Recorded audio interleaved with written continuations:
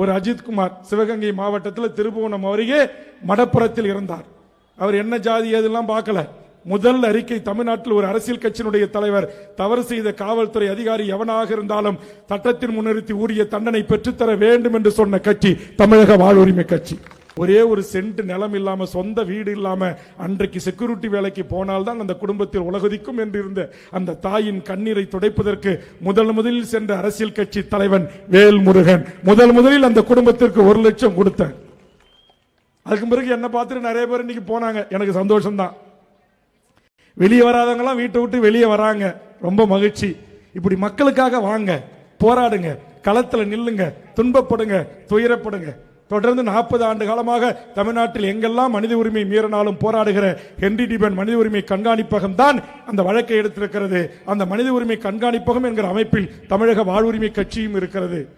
இன்றைக்கு நாங்கள் சேர்ந்து கண்டிப்பாக அந்த தவறை செய்ததற்குரிய தண்டனையை பெற்றுத் தருவோம். அதே நேரத்தில் காவல்துறையில் 24 மணி நேரம் மன உளைச்சலுக்கு ஆளாகி குடும்பத்தை விட்டு, குழந்தைகளை விட்டு 24 மணி நேரம் பணிச்சுமையோடு பணி செய்கிற நேர்மையான ஒழுக்கமான காவலர்களுக்கு ஒரு குறை என்று சொன்னால், ஒரு பிரச்சனை என்று சொன்னால், பதவி உயர்வில் பிரச்சனை என்று சொன்னால், அதற்காக தமிழ்நாட்டின் முதலமைச்சரை ஓங்கி குரல் எழுப்பி அந்த உரிமையை காவலருக்கு பெற்றுத் தருகின்ற கட்சியும் தமிழக வாழ்வுரிமை கட்சி என்பதை இங்கு காவல்துறை நண்பர்களுக்கும் பதிவு செய்கிறேன்.